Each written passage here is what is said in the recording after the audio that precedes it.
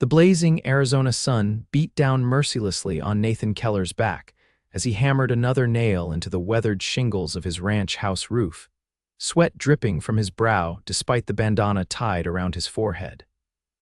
Summer of 1878 had brought punishing heat and unexpected storms, the latest of which had torn a sizable hole in the eastern corner of his roof, right above the bedroom he'd barely used since his return to Copper Creek 3 months ago. A loose nail slipped from between his lips and tumbled down the roof, disappearing into the dust below. Nathan cursed under his breath, reaching for another from the pouch at his belt. He'd been working since dawn, determined to finish the repairs before the afternoon thunderstorms rolled in from the mountains. The ranch had belonged to his father, and his father's father before that, but 5 years away fighting Indians for the cavalry, and another 3 prospecting in California had left the place in disrepair. "You're going to fall and break your fool neck doing it that way," came a woman's voice from below. Nathan startled, nearly losing his balance on the steep pitch of the roof. He twisted around to see Katherine Greene standing in his yard, hands on her hips, squinting up at him through the bright sunshine. Her chestnut hair was pulled back in a practical braid, and she wore a simple calico dress that had seen better days. He hadn't heard her approach, which was unusual for a man who'd spent years listening for ambushes. "Miss Greene," he said, tipping his hat reflexively, then grabbing for a roof beam when the movement threatened his balance. "What brings you out this way?"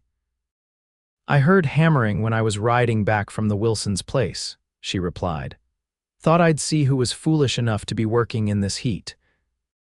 Katherine had arrived in Copper Creek just 2 months before Nathan's return, taking over as the town's schoolteacher after the previous one had married and moved east. "Roof won't fix itself," Nathan replied, turning back to his work, hoping she'd take the hint and leave.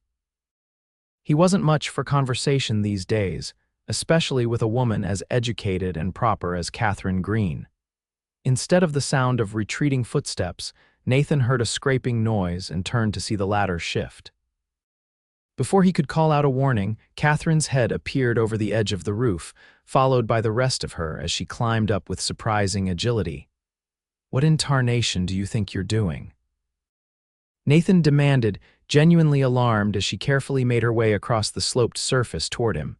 "Helping," she said simply, as if climbing onto a stranger's roof was the most natural thing in the world. "My father was a carpenter in Boston. I used to help him with repairs all the time." Nathan stared at her, dumbfounded. "This isn't proper, Miss Greene. The town would talk." Katherine laughed, a clear sound that seemed to cut through the oppressive heat. "Mr. Keller, I'm 26 years old and unmarried. The town already talks. Now hand me some nails." Against his better judgment, Nathan found himself passing her a handful from his pouch. She took them with confidence, tucking them into her apron pocket before reaching for an extra hammer he'd left by the pile of replacement shingles. "My pa always said 2 sets of hands make light work," she said, expertly positioning a shingle and driving a nail through it with 3 precise strikes. "Besides, those clouds on the horizon don't look friendly." Nathan glanced west and saw she was right. Dark thunderheads were building faster than he'd anticipated. He grudgingly nodded and returned to his own work, stealing glances at Katherine as she matched his pace shingle for shingle. They worked in silence for a while, the rhythm of their hammers creating an odd duet that echoed across the empty ranch yard. Katherine was the first to break the quiet. "You don't say much, do you, Mr. Keller?" Nathan paused, wiping sweat from his face with his sleeve. "Not much worth saying, I reckon. Everyone has a story," she replied, not looking up from her work. "Yours brought you back to Copper Creek after years away. That must be worth telling." Nathan drove another nail with perhaps more force than necessary. "Not all stories are meant to be shared, Miss Greene." "Katherine," she corrected. "If we're going to be roofing partners, you might as well use my given name." The corner of Nathan's mouth twitched in what might have been the ghost of a smile. "Nathan, then." They fell back into silence, but something had shifted. The quiet between them felt less rigid, more companionable as they worked side by side under the merciless sun. By midday, they had replaced nearly half the damaged section. Nathan straightened, stretching his aching back, and noticed Katherine doing the same. Her face was flushed with heat and exertion, tendrils of hair escaping her braid to curl damply around her face. "We should take a break," he said, suddenly concerned. "Get out of this sun for a spell."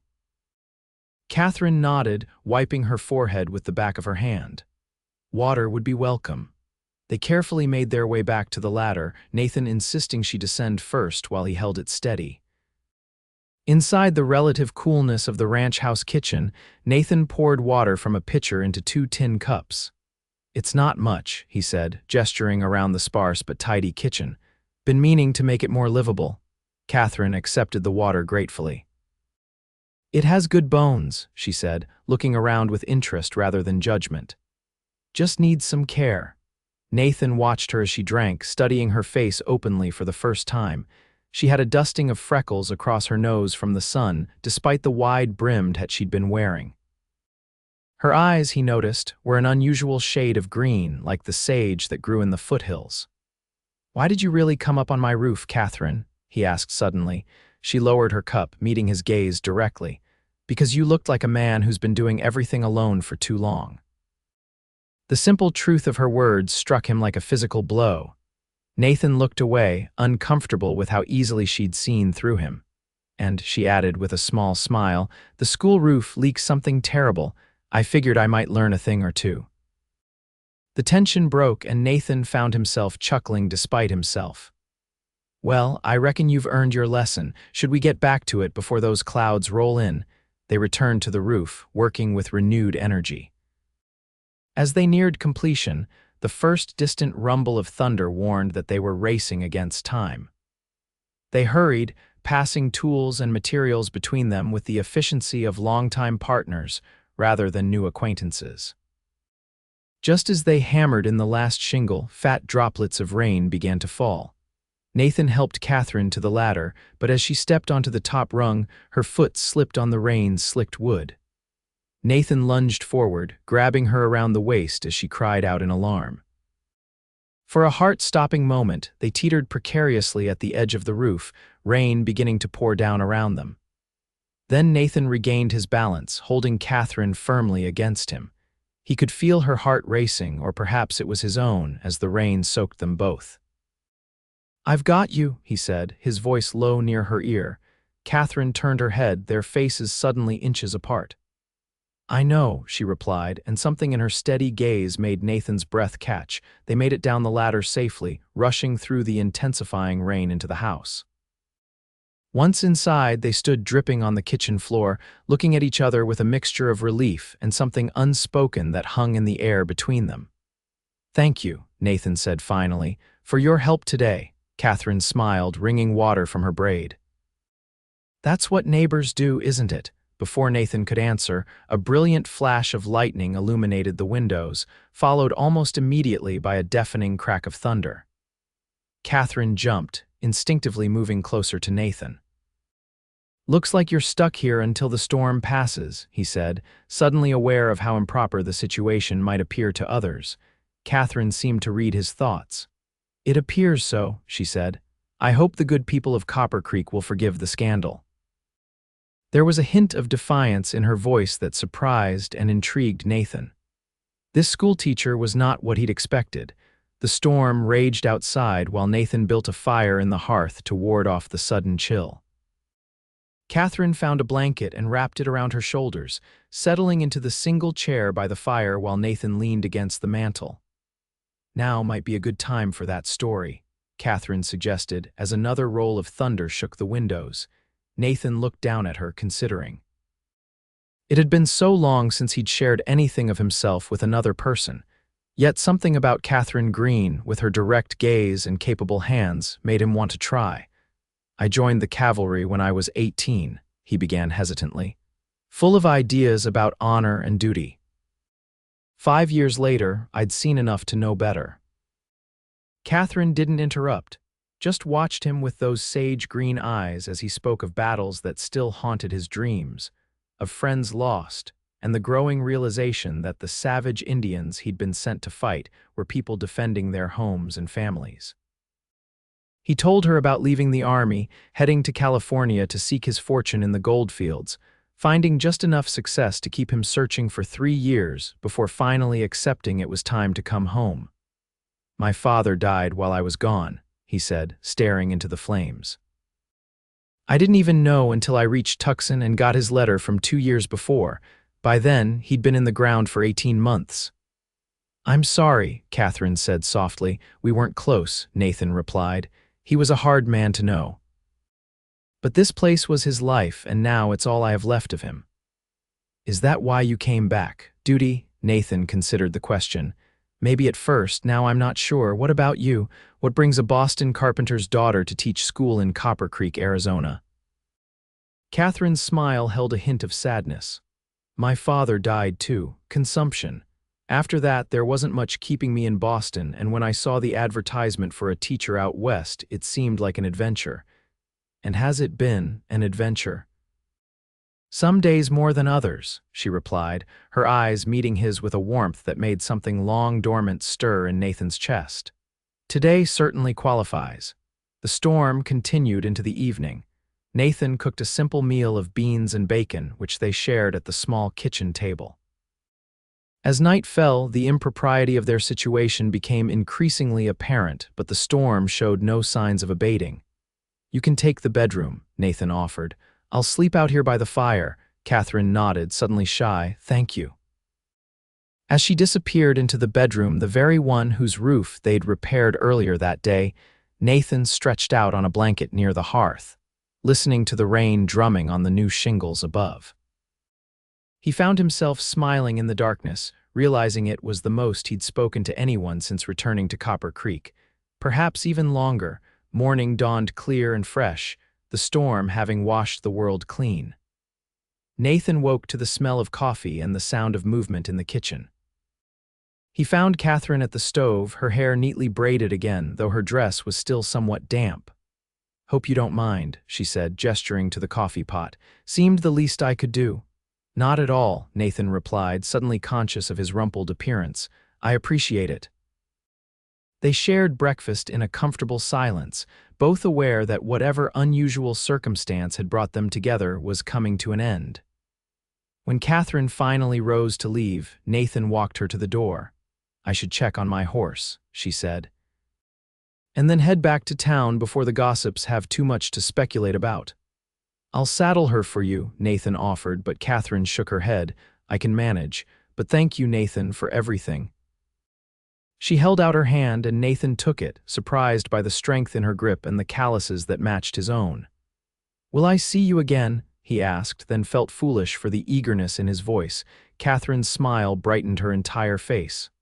"I imagine so. My roof still needs fixing, after all." With that, she was gone, mounting her horse with practiced ease and riding toward town. Nathan watched until she disappeared from view, then turned back to his empty ranch house, which somehow didn't feel quite as empty as before. 3 days later, Nathan rode into Copper Creek for supplies. He told himself it wasn't in the hope of seeing Katherine, but when he spotted her emerging from the schoolhouse, his heart quickened traitorously. "Mr. Keller," she greeted him formally, mindful of the curious eyes of her students who were filing out behind her. "What brings you to town, Miss Greene?" he replied, tipping his hat. "Just picking up some supplies. How's that leaky roof of yours?" "Still leaking, I'm afraid," she said, and he didn't miss the invitation in her eyes. "Perhaps I could take a look at it sometime," he offered. "Sunday afternoon would be suitable," she replied. "After church, of course." Nathan, who hadn't stepped foot in a church since before the war, found himself nodding. Of course. That Sunday, freshly shaved and wearing his least worn shirt, Nathan sat in the back pew of Copper Creek's small church, feeling like an imposter as Reverend Mills delivered his sermon. Katherine sat near the front with the other unmarried women of the town, but he caught her glancing back at him once, a small smile playing at the corners of her mouth. After the service, Nathan waited by the hitching post while Katherine graciously fielded questions about his presence from curious townsfolk. Finally, she broke away and approached him. "Ready to inspect that roof, Mr. Keller?" she asked, loudly enough for those nearby to hear. "Yes, madam," he replied, playing along with the pretense. They walked side by side to the small house provided for the schoolteacher, just behind the one-room schoolhouse at the edge of town. True to her word, the roof did indeed have several spots where water had stained the ceiling inside. "See," Katherine said, pointing up at the watermarks, "nearly ruined my books in the last storm." Nathan nodded seriously. "Definitely needs attention. I'll need to get up there for a better look." He climbed up onto the roof while Katherine watched from below, a reversal of their positions from days before. The damage was minor, a few missing shingles and some wear around the chimney, nothing that couldn't be fixed in an afternoon. "Well," Katherine called up to him. "Not too bad," he replied. "I can fix it today if you'd like." "I would," she said. "And perhaps this time I'll provide the refreshments instead of climbing up to help." Nathan grinned down at her. "Shame, you were a pretty good hand with a hammer." He spent the afternoon repairing her roof, coming down occasionally for the lemonade and sandwiches Katherine provided. They talked easily now, as if the storm-enforced intimacy of their first meeting had bypassed the usual formalities of acquaintance. Katherine told him more about her life in Boston, about her father's carpentry shop, and how she'd helped him keep the books after her mother died. About her decision to become a teacher when it became clear that a woman couldn't simply take over a man's trade, no matter how skilled she might be. "I've always believed education is the key to changing that kind of thinking," she said passionately. "If I can teach boys and girls equally, show them that minds aren't limited by gender, perhaps the next generation will be different." Nathan found himself captivated by her conviction, by the spark in her eyes when she spoke of her students and her hopes for them. It was a far cry from the disillusionment he'd carried since the war, the cynical acceptance that the world changed little despite the blood spilled trying to force it to. As the sun began to set, Nathan hammered in the last nail and climbed down from the roof. Katherine waited at the bottom of the ladder, looking up at him with an expression he couldn't quite read. "All fixed," he said, suddenly awkward now that the task was complete and there was no reason for him to linger. "Thank you, Nathan," she replied. "Would you stay for supper?" "It's the least I can offer." He should have declined.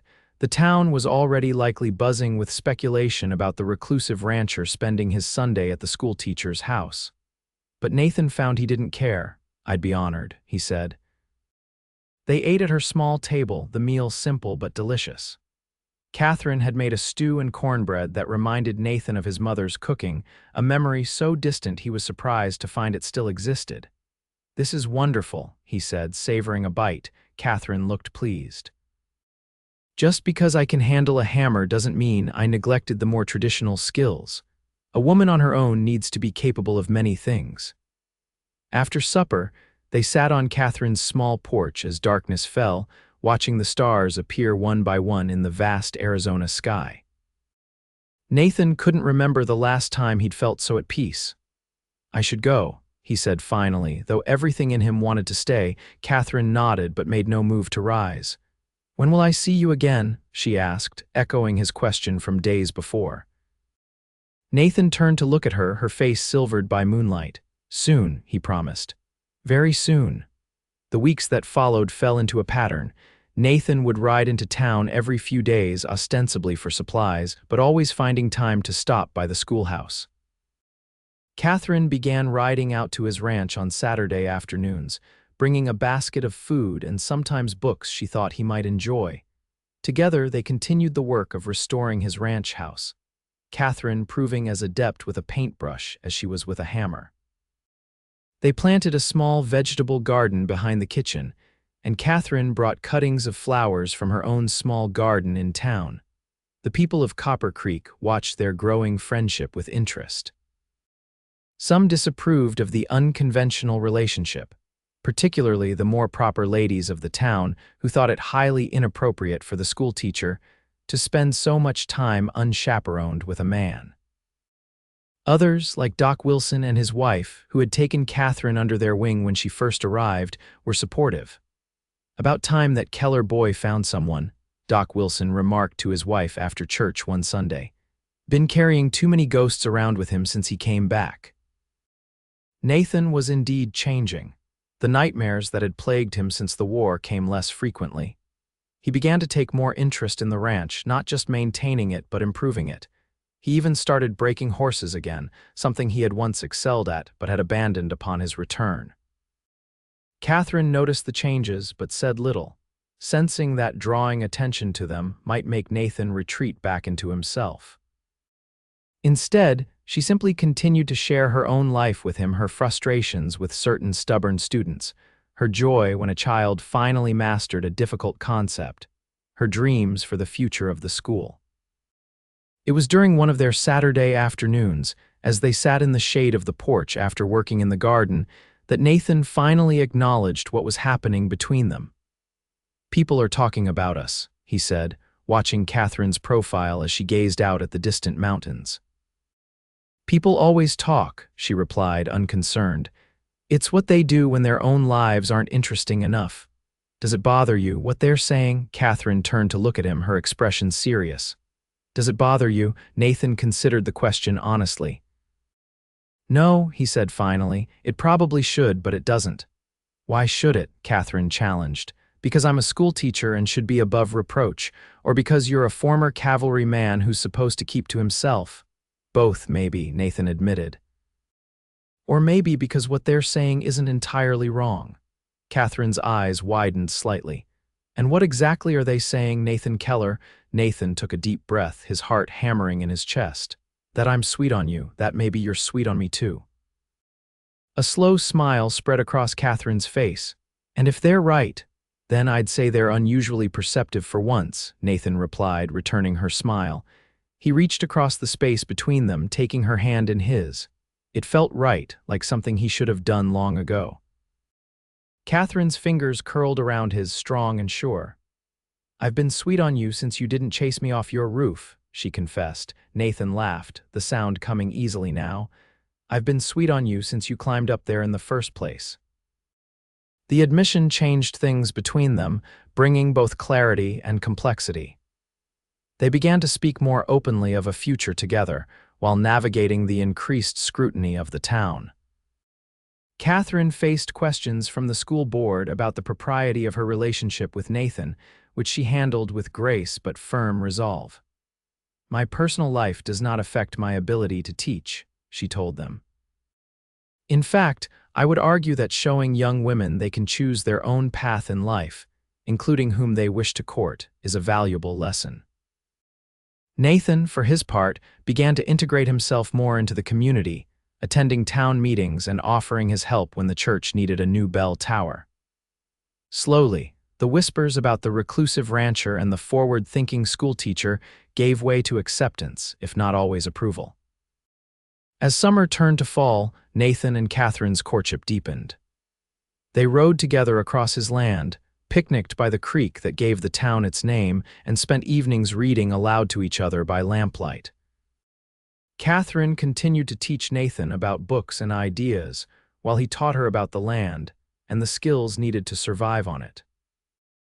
One crisp October evening, as they sat on the porch of the ranch house watching the sunset paint the sky in brilliant oranges and purples, Nathan turned to Katherine with a seriousness that made her heart skip. "I've been thinking," he began, "that roof we fixed together has held up mighty well through the summer storms." Katherine nodded, puzzled by the sudden change in topic. "Yes, you do good work." "We do good work," he corrected, "together, better than either of us could do alone." Understanding began to dawn in Katherine's eyes, but she remained silent, waiting for him to continue.